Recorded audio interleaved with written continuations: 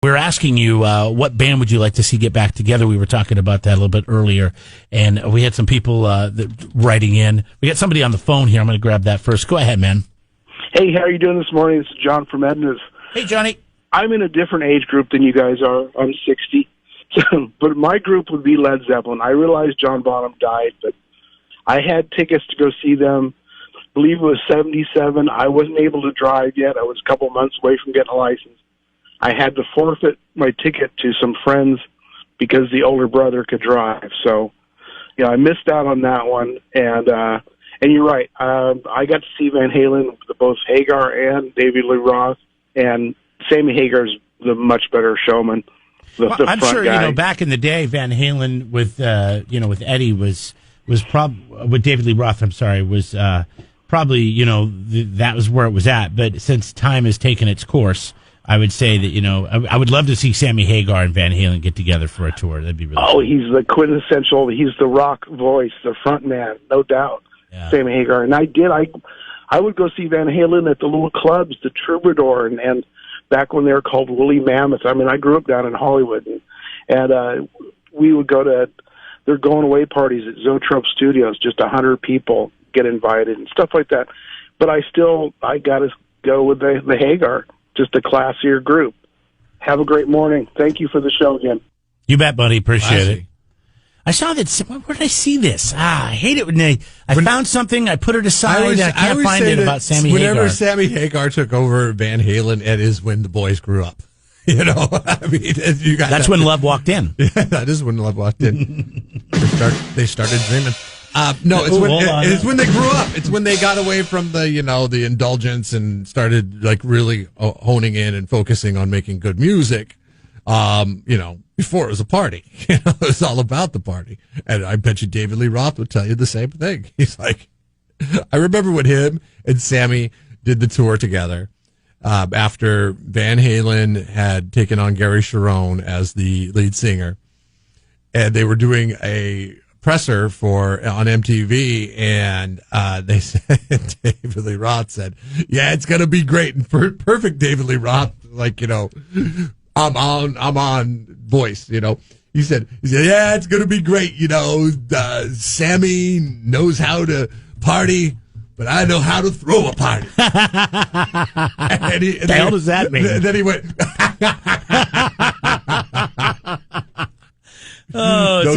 he's a great example of not really focusing on what he's saying, just how he says it. I love David Lee Roth. I do.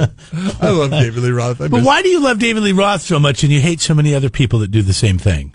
Because he just is, he doesn't care what I think about him, He doesn't care what you think about him. He's just there to have a good time at all times. That's true. That's really true. And you got to respect that a little bit. Since he brought up Led Zeppelin, I guess they won that court case on Stairway to Heaven. Yes. That finally came to an end yesterday. The appeals court, Ninth Circuit, blah, blah, blah, blah, blah. And they sided with Led Zeppelin. So, all the details are in our music news over at KZOZ.com. That's also the home of the Redzone Challenge, brought to you by Donahue Truck Centers down in Santa Maria, your home for Hino trucks, and the Central Coast Realtor, Mr. Fred Bruin. We're going to give somebody $25 to go to Pappy McGregor's. We're going to give them a call right now and in a minute here, and we'll chat them up.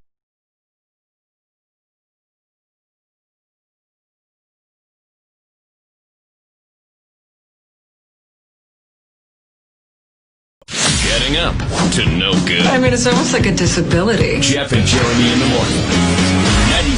93.3 KZOZ rocks. This is Jeff and Jeremy, home of the Redzone Challenge, brought to you by Fred Bruin, the Central Coast Realtor, and Donahue Truck Centers, the home for Hino trucks. And I got to tell you, Jeff, as we get ready to bring up Mike, it's pretty cool to have somebody that is doing really well and they win, but when the fact that they're one of the top in the nation, that kind of takes it to another level. So we're going to get Mike Andrews on the line out of Orchid, California. 14 for 15 this week. Hey. Hello. Is this Mike Andrews? This is Mike. Is this Hurricane Stats in the Redzone Challenge? This is Hurricane Andrews right here, buddy. Hey, congratulations, man. You're the number one picker this week. Good job, buddy. Yeah, thanks. Okay, I got to ask you a I question. won 2 weeks last year, and I didn't even friggin' pick up my gift cards. Oh, you didn't? What was it? I couldn't get up there, man. Life got in the way. All right, well, you know what? Because of COVID, we're going to mail you your gift card this time, so you have no excuse. You can go home tonight and you can say, "You ain't getting my way winning this time, woman." Yeah. So, you picked Philadelphia to beat the Niners. And you picked them handily to beat the 49ers. You picked them 34-21. What was your rationale behind that? I don't know. I hate the friggin' Eagles, tell you that much. My wife's a Giants fan. And I hate the Eagles, too. I hate everything Philly. I'm from Toronto. I thought we were talking about the band. Flyers. I thought we were talking about the band. Sorry. Yeah. I don't know. I just don't believe in the Niners, and obviously I'm a Ravens fan, and we handed it to them in the bowl, and they even tried to cut the power. It didn't work, and they made it rain last year. We beat them, so I'm just not feeling the Niners. Okay. I mean, they're really going through it right now, man. I mean, they're on their third backup quarterback. I mean, how many running backs have they tore through, and their defense is decimated? It is going to be a tough sledding for the Niners. And, I just kind of wonder, looking at this week, who's playing the Niners? Miami.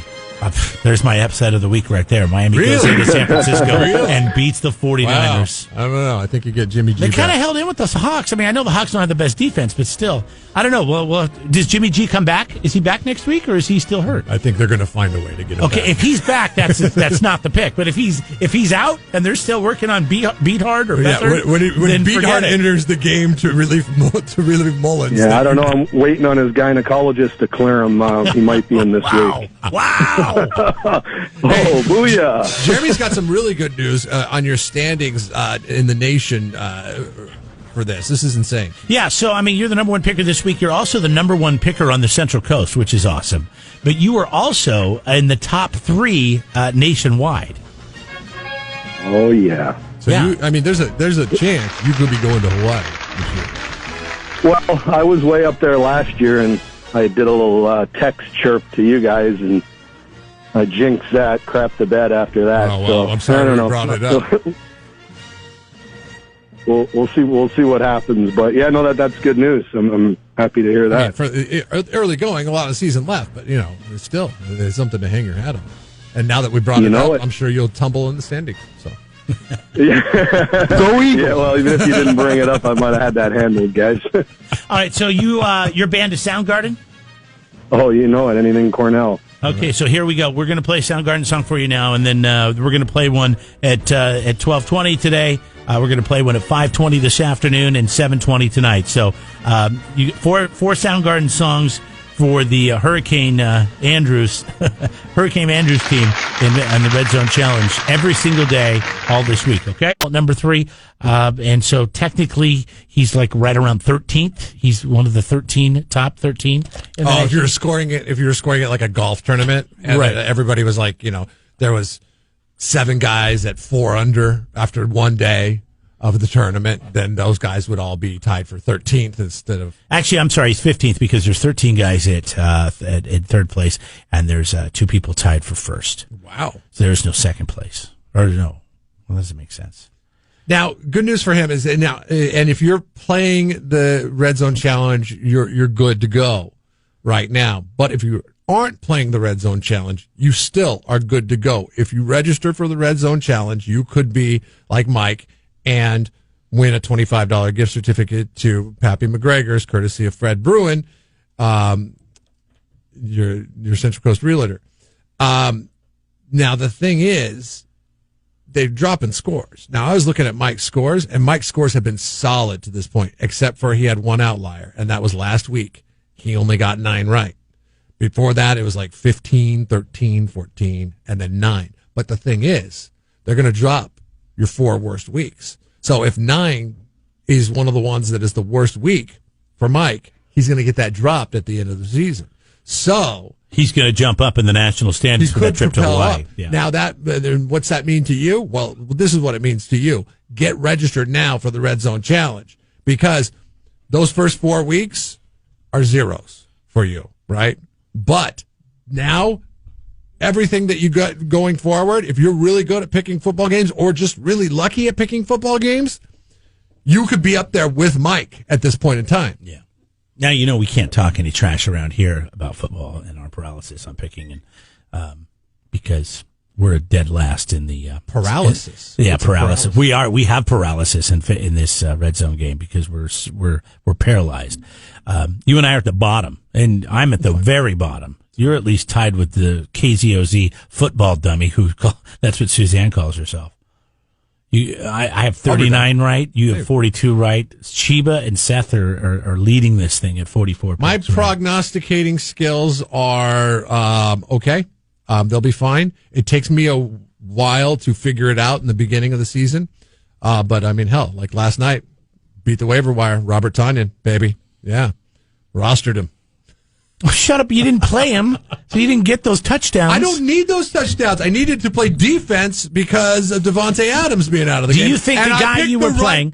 Yes, I do think he would have taken. He's a Packers fan. Yes, he's a Packers fan, and when I gave Greg why don't we get him on the phone? I want to know how he feels today. 21-point beatdown. If anybody should give you an attaboy, it's him. Because Devontae Adams was a no-go yesterday, and he needed 24 points to beat me. I hemmed and hawed about who to play defense with. Should I get the unproven practice squad guy that was pulled up, who was going to be the number 2 receiver, when their number 1 receiver is worth bupkis, or know that, well, the tight end is pretty good there, and that's where you want to go if you want the points, and that's what Aaron Rodgers said. He said, MVS, that guy's a bum. I know because I've thrown to him for the last 4 years. Now let's see here. And then Russell Shepard. What's a Russell Shepard? I don't even know what that is. You were so smart. He's a practice guy, squad guy. There's Robert Tonyan saying, hey, big handsome right here.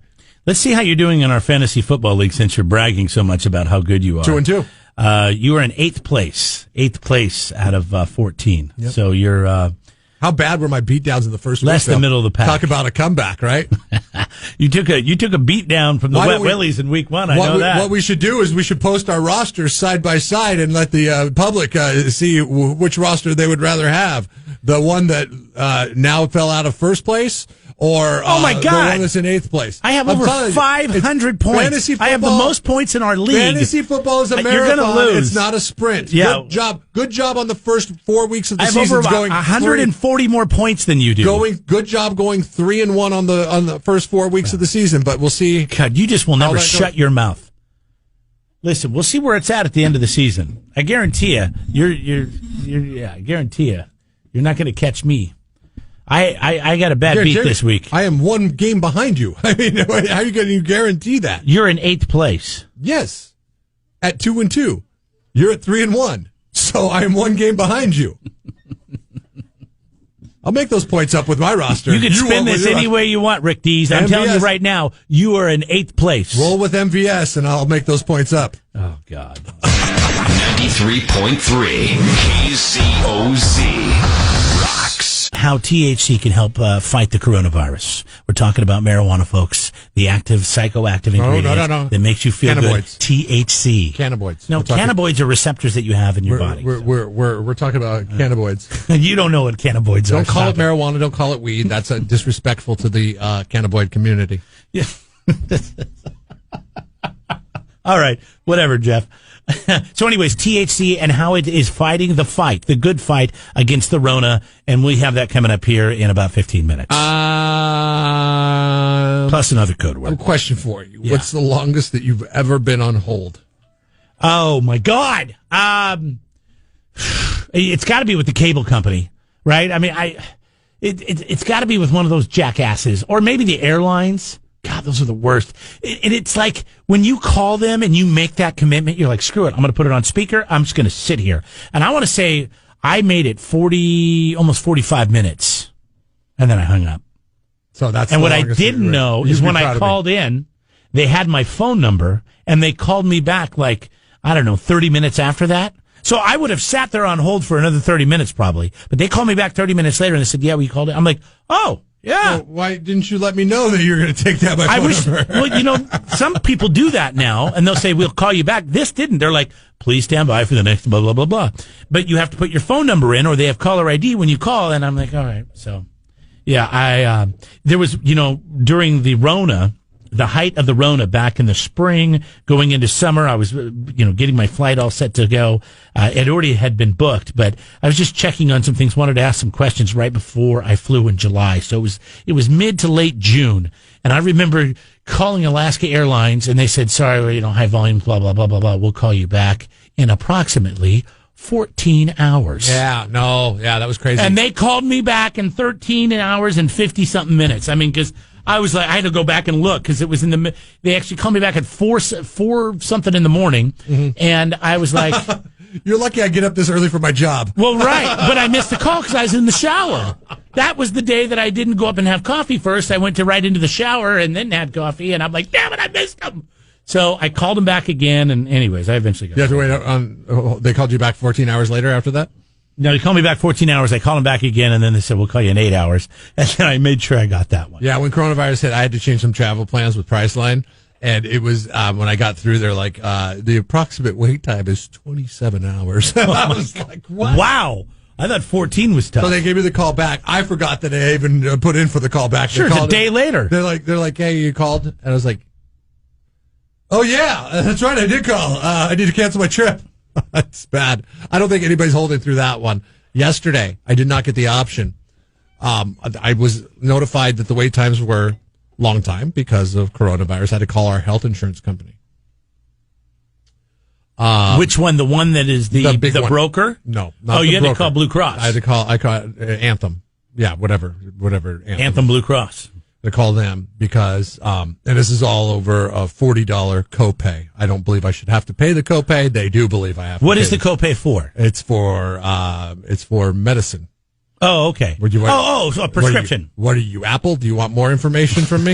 Well, I didn't know if you went to a specialist or I'm just curious because we have the same, medical insurance. And so you had a prescription you had to pick up and they wanted a copay for it. Okay. And I was like, no, the doctor told me I shouldn't have to pay a copay for this. So I'm going to call them up and dispute this.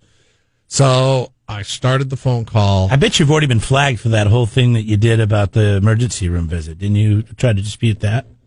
What thing? When you got your kidney stone and you had to go to the... Oh, you didn't dispute that at all? Oh, okay. I paid that bill. I thought maybe you've been flagged. Paid that damn $1,800 bill. That's a copay right there. You talk about $40. That's nothing. Piece of advice if you're on Anthem, okay? You get kidney stones, power through them, okay? Oh, well, that's bad advice. No, go get looked at by a medical personnel. Oh, yeah, and then pay $1,800. Well, it's just with our medical, the way it's set up.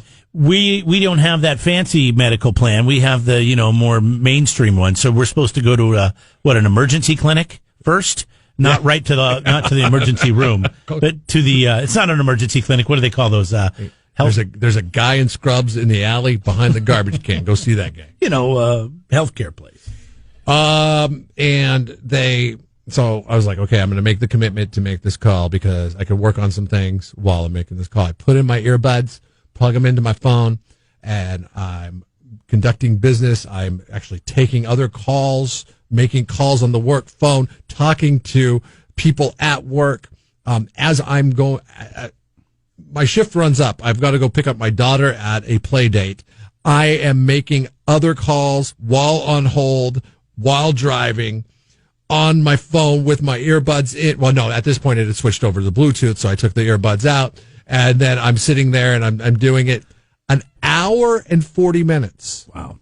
And of course it happens right when I walk into my friend's house, who is my daughter's having the play date with her daughter.